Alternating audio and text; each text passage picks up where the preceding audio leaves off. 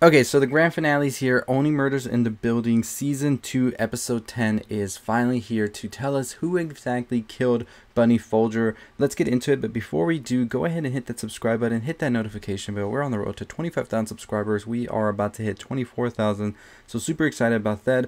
But who exactly killed Bunny Folger in this finale? The truth is, it was Poppy this whole time. So before this episode even got to that, we find out that Poppy, in fact, wanted to escape her old life as Becky. So she pretty much fabricated this whole mystery so that Cinda would have a hit podcast, and in return she would become Cinda's assistant and leave this like abusive father and this creep of a boss. Pretty much with Detective Krebs and Cinda, they fabricated the whole story of Becky, where they pretty much had her be the missing person here that was then to be found, and then giving Cinda a hit podcast is what they wanted it to happen. So what ends up actually going on here now is the trio, Oliver, Charles, and also Mabel, are trying to get away to get under Cinda's skin in order for her to come out and just confess what she did to Bunny Folger and why she is trying to incriminate them. So they get Poppy to come out to the diner to go over some ideas of what can get under Cinda's skin. Poppy's a little hesitant. She's scared of Cinda. She doesn't want to get involved anymore with this and wants to drop it. But of course the trio's like, and our names go down as the murderers? No, we're going to solve this right now.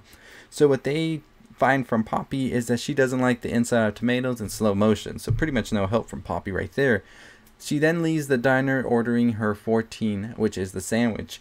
And then we see that the trio decides to hold a party where they're going to have Cinda and everybody there, where they go over the clues and try to get her to crack through that.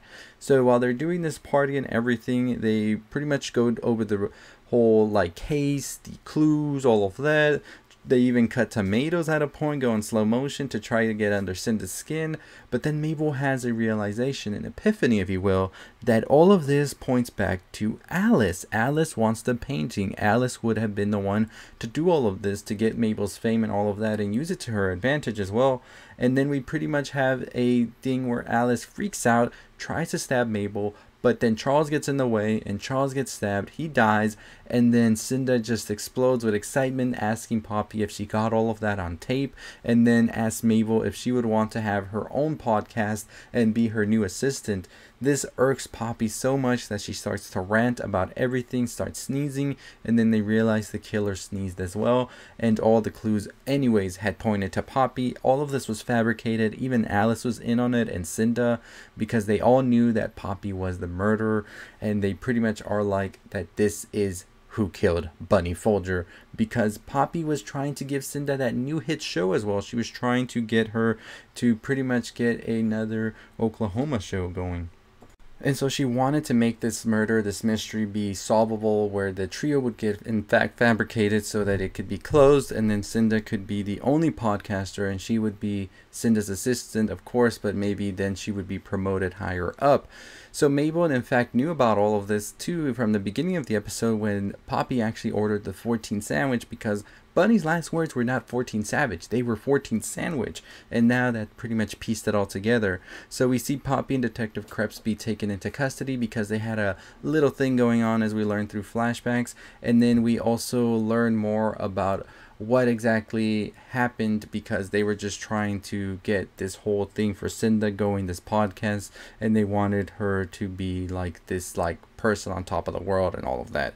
So by the end of the episode, we learn now that Bunny Folger's murder just happened because Poppy wanted to have more clout with Cinda and pretty much so make her happy.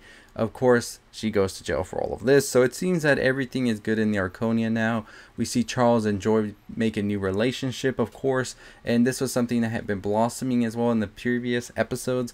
We see that we now have Oliver, who has a new Broadway show he has been given to pretty much direct and do.